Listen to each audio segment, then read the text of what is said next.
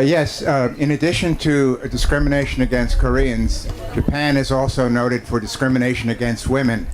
Would you speak to that issue? Why not? It's funny. Carol and I have a mutual friend, Kathy Mitsui, and she created this really cool term called Abenomics. Do you have any questions? Simple question, but spans a long period of time. How did you decide where to begin it and where to end? Oh, what's your name? My name's Mike Krunder. Mike? Yeah. Yeah. So Mike's question's really good because you're going to realize how stupid I am. And I might as well just share.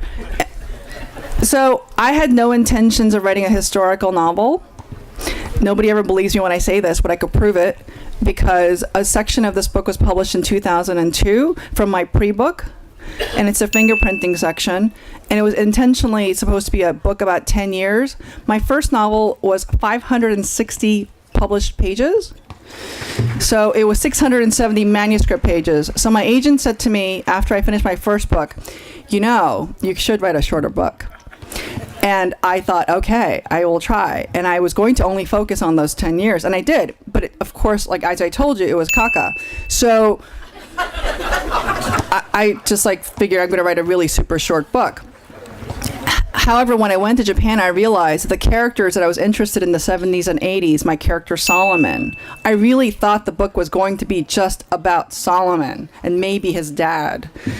Rather, when I went to Japan, I realized Solomon and Moses make no sense without Sanja, who is the primary person who came when she was a 16-year-old girl to Japan. So I thought, if I have to write about Sanja and I want to write about Solomon, I guess I have to connect all the dots. And since I knew all the history anyway, that was the easy part because I'd already done all the research.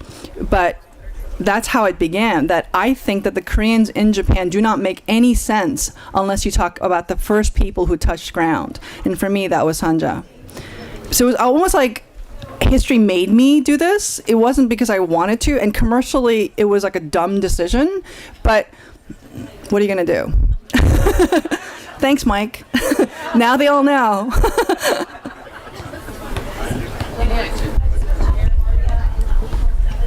Yes, in addition to discrimination against Koreans, Japan is also noted for discrimination against women.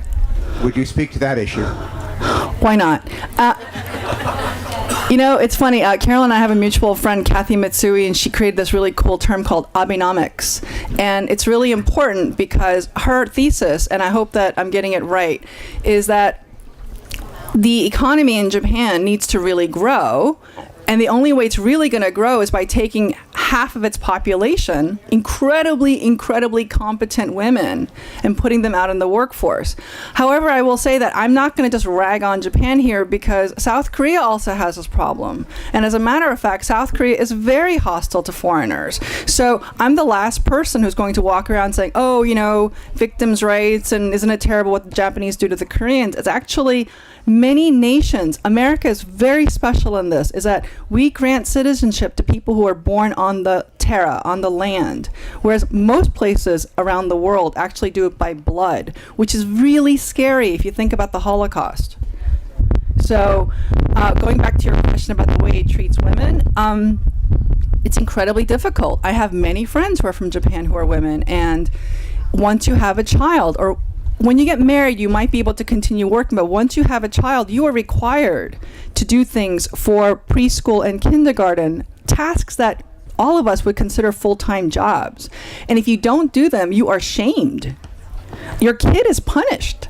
So as a parent, I think that's incredibly cruel to do that to women. So I don't think, I know that we have a working class stay-at-home mom, debate in this country, but it's nothing compared to your kids not being included in parties if your mom doesn't volunteer Tuesday, Wednesdays, and Thursdays. So, just on a very practical level, I think that for me, daycare, childcare, universal health care, all those things really change the lives of women in such a dramatic way, and obviously children.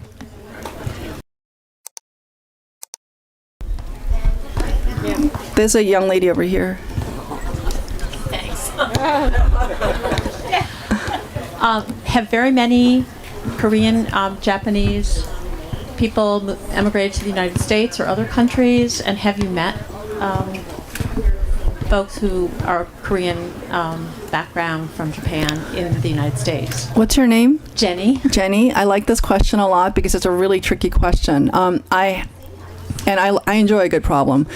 And it's interesting, particularly because so many Korean Japanese don't say that they're Korean Japanese.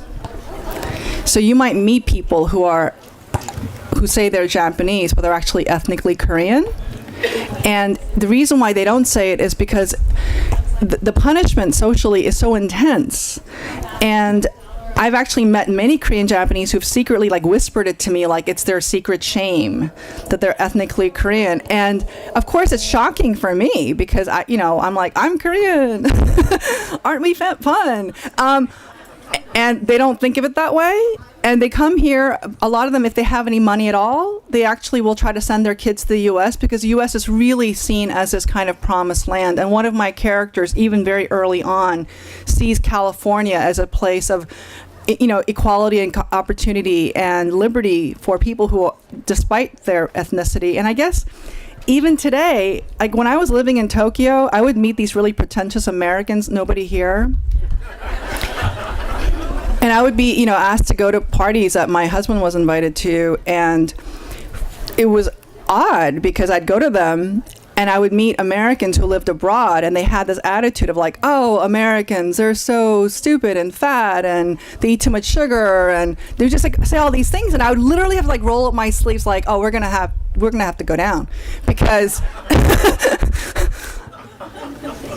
I feel this intense sense of loyalty and gratitude to America for the things that it has given me.